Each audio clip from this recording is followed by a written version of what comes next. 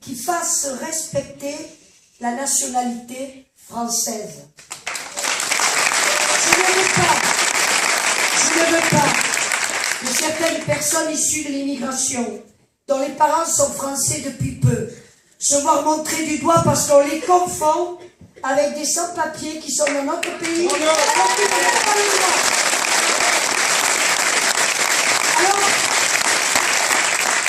toutes ces idées ne me rapprochent pas des extrémistes. Toutes ces idées sont des idées parfaitement normales et parfaitement méprisées.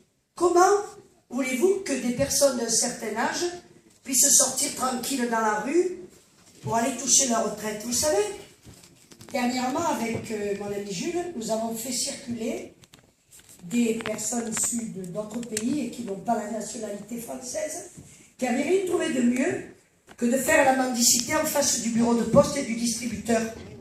Et oui, parce que vous avez des personnes âgées qui viennent prendre régulièrement leur retraite tous les trimestres, tous les mois, et bien entendu, de les surveiller de plus près, c'était pas si mal que ça. Heureusement, nous avons démantelé le réseau, mais ça fonctionnait. Donc il faut se dire que dans un pays où il n'y a pas de sécurité, où les citoyens ne se respectent pas, où les citoyens ne sont pas respectés par les institutions, eh bien ce sont les plus malheureux qui trinquent. Ce sont les plus faibles. Ce sont ceux qui ont le moins de moyens financiers. Ce sont les jeunes. Ce sont les plus âgés. Ce sont les handicapés qui font les frais de ce type de population. Et oui, pensez-y, quand vous voyez ces personnes s'installer dans des propriétés, se brancher sur l'électricité publique, casser les bornes pour se nourrir en eau et faire irruption dans des habitations où si l'on ne leur donne pas ce qu'ils demandent, eh bien, on est cambriolé la semaine ou 15 jours après. Comment voulez-vous que notre pays évolue si on ne lui assure pas la tranquillité? Alors, sans être extrémiste, je dis clairement, je suis pour une France sécurisée et pour une France où tous les étrangers ne s'y sentent pas chez eux lorsqu'ils veulent s'y installer. Oui, aux populations étrangères qui viennent. Oui, aux populations étrangères qui ont fait le cursus pour devenir français. Oui, aux populations étrangères qui viennent en touriste chez nous.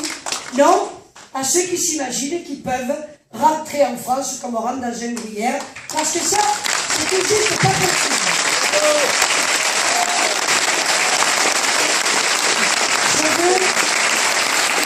Je veux également vous dire que je ne suis pas extrémiste, contrairement aux étiquettes que l'on a tenté de me coller.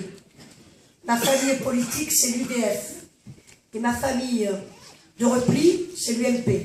De repli parce que l'UMP ici depuis pas longtemps. Mais la famille UDF, c'est quand même la liaison entre le Parti radical, le centre démocrate et les démocrates libéraux. C'est quand même ce qui fait la frange la plus importante de la France et qui a tenté de se retrouver dans l'UMP pour éviter des défaites électorales idiotes. Alors oui, la métropole, oui, mais une métropole de sécurité. Une métropole de sécurité qui soit mise en place à l'échelle régionale, de façon à ce que notre territoire n'accueille pas en permanence tout et n'importe quoi, et n'accepte pas de baisser le bras devant cette insécurité. Alors je vous dirais, tout simplement, j'avais promis de ne pas être longue. Vous savez, je pourrais vous parler pendant des heures, mais je sens mes 400 sœurs derrière, je me dis, ça suffit. Alors, je vais vous dire, je suis pour une France où la loi est respectée. La loi, c'est la sécurité, c'est l'honneur d'être français, le bonheur d'être français, de pouvoir travailler et élever ses enfants dans une sécurisation économique et dans une sérénité du territoire. Oui, voilà le pays que je veux et l'Europe que je voudrais. Alors je vais vous dire tout simplement, j'ai pas l'habitude de faire des citations, de faire comme mes collègues. Je vais en préparer quelques-unes, autrement je vais faire médiocre. Mais je vous en dirai une qui me tient à cœur et qui me tient le ventre et l'esprit. Entre le fort et le faible, c'est la liberté qui opprime et la loi qui affranchit, c'est de notre accordaire.